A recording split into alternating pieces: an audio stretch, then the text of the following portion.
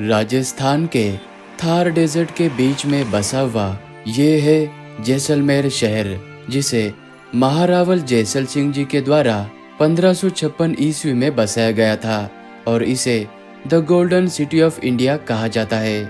और जैसलमेर फेमस है अपने ऐतिहासिक किलों के लिए। यहाँ की ये नक्काशीदार हवेलियाँ जिनके अंदर आपको ये डायनासोर के अंडे देखने को मिलते हैं, और यहाँ पर ये खूबसूरत सी झील भी है।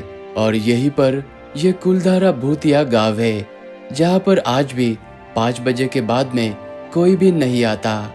और ये जैसलमेर शहर सच में एक गोल्डन सिटी है, क्योंकि यहाँ पर हमें सोने से बनाई गई पेंटिंग्स भी देखने को मिली। और यहीं पर है राजस्थान का ये सैम ड्यून्स। यहाँ पर होने वाली एक्टिविटी बहुत ही एडवेंचरस होती है, और आप इस तरह की कैंपिंग में रुककर जैसलमेर की कला और संस्कृति को आप बहुत ही करीब से देख सकते हैं। और यहाँ के दाल बाटी चूरमा का तो क्या ही कहना।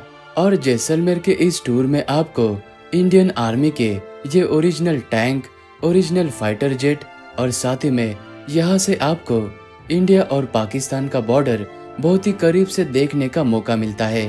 जैसलमेर में पहुँचते ही बिना टाइम वेस्ट किए हमने हमारे होटल में चेक इन कर लिया था।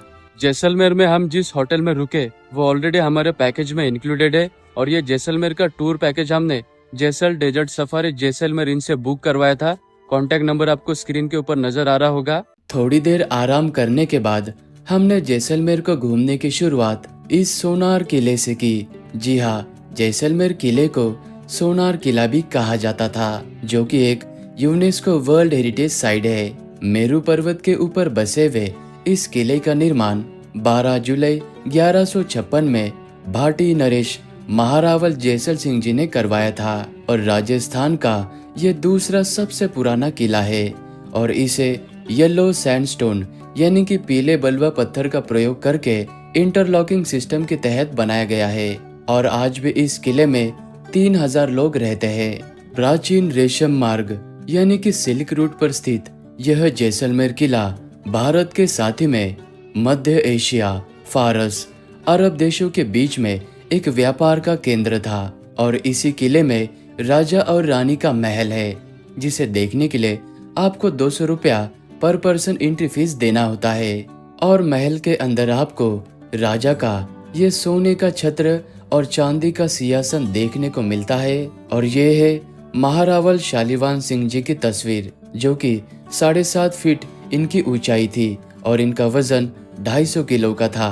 और इस महल का ये है सर्वोत्तम विलास। इसी कमरे के अंदर आपको महाराजा का ये वस्त्र नजर आएगा।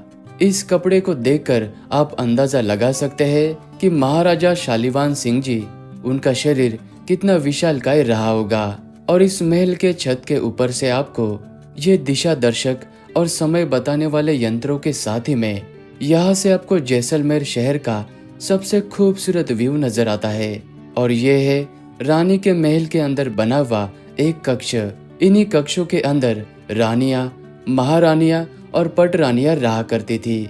और मैं आपको एक बात बता दूं, इस किले को देखने के लिए आप यहाँ पर गाइड जरूर हायर करना, क्योंकि बिना गाइड के यहाँ पर आपको चीजों को समझने में थोड़ी सी कठिनाई आ सकती है। इस रेगिस्तान के तपती धूप में आंखों को सुकून देने वाली ये है गड़ीसर झील, जो कि एक मानव निर्मित झील है। पानी के पूर्ति के लिए इस झील को महारावल गढ़सी सिंह जी ने 14वीं शताब्दी में बनवाया था। और इस झील के किनारे बने हुए ये कई सारे मंदिर इस झील के खूबसूरती में 4 चांद लगा देते हैं। और जैसलमेर के राजा ने इस झील के किनारे पर कई सारे धर्मशाला बनाए थे।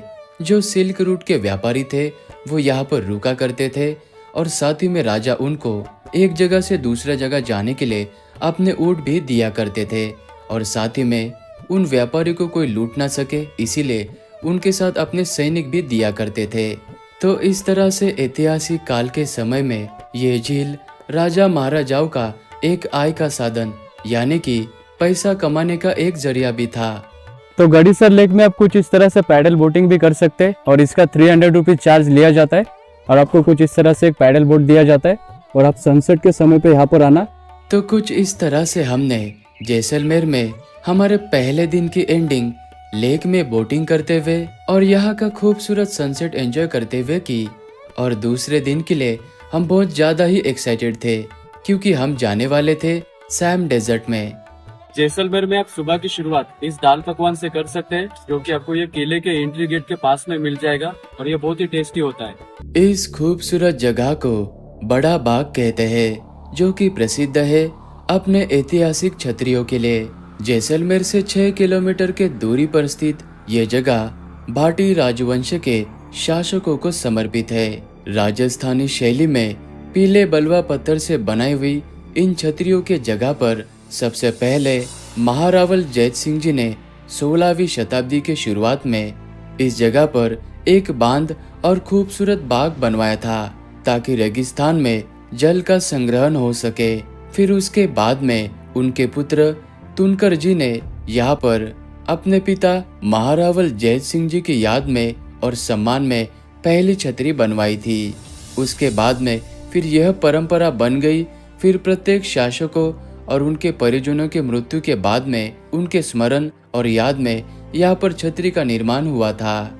बड़ा बाग को देखने के बाद वहाँ से हम इस कुलधारा गांव में आए थे, जिसे एक भूतिया गांव माना जाता है। राजस्थान के साथ ही में एशिया का यह एक रहस्यमय और ऐतिहासिक गांव है। यह कुलधारा गांव जैसलमेर शहर से लगभग 20 किलोमीटर के दूरी पर है। 13वीं शताब्दी में पालीवाल ब्राह्मणों ने यहाँ पर इस तरह के कुल मिलाकर 84 गांव बसाए थे। वे इन गांवों में आनंद से अपना जीवन बिताया करते थे।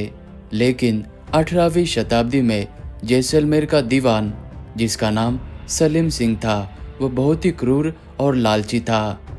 उसकी नज़र इस कुलधारा गांव में रहने वाले मुखिया की बेटी के ऊपर पड़ी।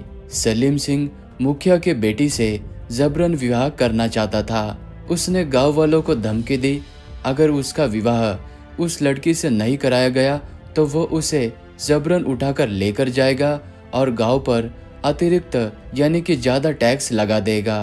तो 84 गांव के सभी लोगों ने अपनी संस्कृति और अपने बेटी की इज्जत बचाने के लिए रातों रात ये गांव खाली करके वे यहाँ से चले गए। और जाते जाते उन्होंने श्राप दिया कि हमारे जाने के बाद यहाँ पर कोई भी नहीं बस पाएगा। कुलधारा गांव को और इस खाबा किले को देखने के बाद यहाँ से हम आ चुके थे हमारे इस कैंपिंग साइट पर, जहाँ पर हमारे लिए ऑलरेडी बुकिंग हो चुकी थी, क्योंकि हमने जैसलमेर का कंप्लीट टूर पैकेज जैसल डेजर्ट सफारी जैसलमेर इन से एडवांस में ही बुकिंग कराया था, जिसमें ये कैंपिंग भी शामिल थी। हमें स्विस टेंट में ये वाला रूम दिया गया था, जिसमें अटैच बाथ वॉशरूम था। और अपने टेंट में फ्रेश हो जाने के बाद हम निकल पड़े थे यहाँ के सैम ड्यून्स की ओर, जहाँ पर है ये रेतीली चोटियाँ और यहीं पर होती है कई सारी एक्टिविटीज। और इन सैम ड्यून्स में ये जीप सफारी का एडवेंचर बहुत ही अमेजिंग होता है।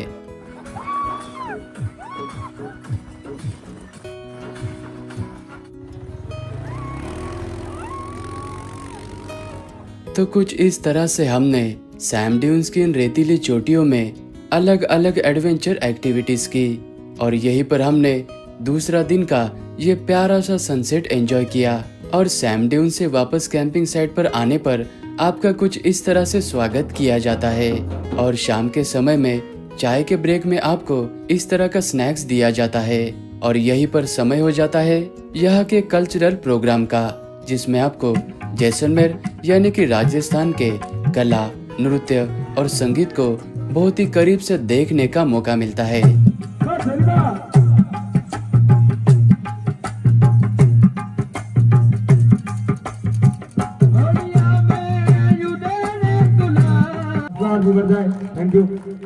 कल्चरल प्रोग्राम हो जाने के बाद यहाँ पर समय हो जाता है रात के डिनर का, जिसमें आप यहाँ का टेस्टी और प्रसिद्ध दाल बाटी चूरमा भी ट्राई कर सकते हैं। दिसंबर और जनवरी में पीक सीजन होने के कारण आपको कैंपिंग की बुकिंग मिलने में मुश्किल आ सकती है, तो आप भी हमारी तरह एडवांस में ही जैसल डेजर्ट सफारी जैसलमेर इन से आपके बजट के अकॉर्डिंग आप नीचे दिए गए नंबर पे कॉल करके इंफॉर्मेशन लेके आप भी जैसलमेर के साथ ही में सैम डेजर्ट को एंजॉय कर सकते हैं। सुबह के समय में हमने रिजॉर्ट में नाश्ता किया और यहाँ से चेकआउट करने के बाद हम निकल पड़े लोंगेवाला वॉर मेमोरियल और भारत और पाकिस्तान का बॉर्डर देखने के लिए।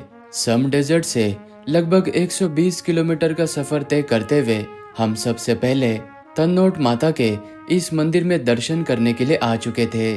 1971 में पाकिस्तान ने इसी मंदिर के ऊपर लगभग 250 से भी ज्यादा मोटर बम और छोटे साइज के मिसाइल गिराए थे, लेकिन उसमें से एक भी बम या मिसाइल नहीं फटा था। वो आज भी यहाँ पर आप देख सकते हैं। और तन्नोट माता के मंदिर में दर्शन करने के बाद हम यहाँ से LOC यानी कि लाइन ऑफ कंट्रोल की तरफ गए थे। यहीं से आपको भारत और पाकिस्तान का बॉर्डर बहुत ही करीब से देखने का मौका मिलता है। लेकिन LOC तक आने के लिए आपको तन्नोट माता के मंदिर के पास में बने हुए BSF के ऑफिस से परमिट लेना होता है। बॉर्डर को देखने के बाद वहां से लगभग 60 किलोमीटर के दूरी पर स्थित इस लोंगेवाला वॉर मेमोरियल पर हम आए थे।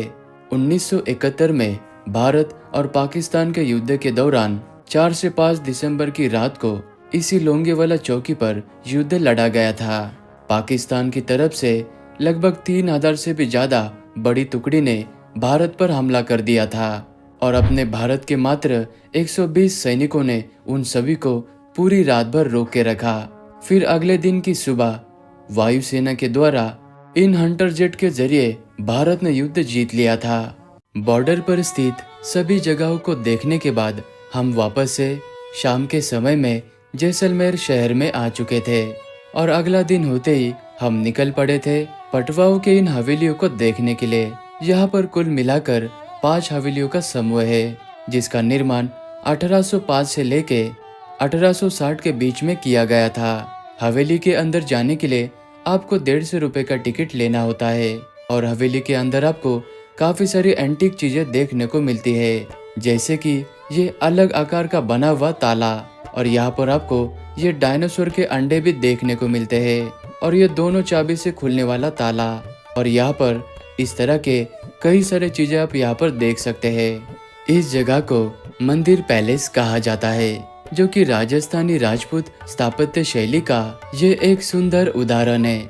जैसलमेर के भाटी राजाओं का ये कभी शाही महल हुआ करता था, लेकिन अभी इस महल को आने वाले टूरिस्ट के लिए हेरिटेज होटल का रूप दे दिया गया है। इस महल के अंदर बने हुए म्यूजियम को देखने के लिए आपको 100 से 150 रुपया एंट्री फीस देना होता है। और जैसलमेर शहर से 12 किलोमीटर के दूरी पर यह है जैसलमेर वॉर म्यूजियम, जो कि एक वीरता का संग्रहालय है। जी हाँ, भारत की सेना का शौर्य, बलिदान और गौरव को श्रद्धांजलि देता है। इस जगह पर आपको 1965 और 1971 में भारत और पाकिस्तान के युद्ध का इतिहास बताया जाता है। हमने यहाँ पर 100 रुपए वाला एंट्री फीस लिया था, जिसमें हमें ये मूवी भी दिखाया गया था। इस जगह पर हर किसी को आना चाहिए, क्योंकि ये जगह हमारे भारत के वीर जवानों को समर्पित है। और जैसलमेर को घूमने के लिए अक्टूबर से लेकर फरवरी तक अच्छा समय माना जाता है, जिसमें से दिसंबर और जनवरी यहाँ का पीक सीजन रहता है। और सीजन के हिसाब से यहाँ पर प्राइस अप डाउन होते रहते हैं। तो आप भी हमारी तरह जैसल डेजर्ट सफारी जैसलमेर इन से स्क्रीन पर दिए गए कॉन्टेक्ट नंबर पे कांटेक्ट करके आप भी अपना पहले ही टूर पैकेज बुक करा के जैसलमेर को 2 से 3 दिनों में पूरा एक्सप्लोर कर सकते हैं। और हमने ये टूर ऑफ सीजन में सितंबर महीने में किया था। तो मेरा वीडियो आपको अच्छा लगा तो वीडियो को लाइक करना, कमेंट भी जरूर करना। मिलते हैं आप सभी को नेक्स्ट व्लॉग में।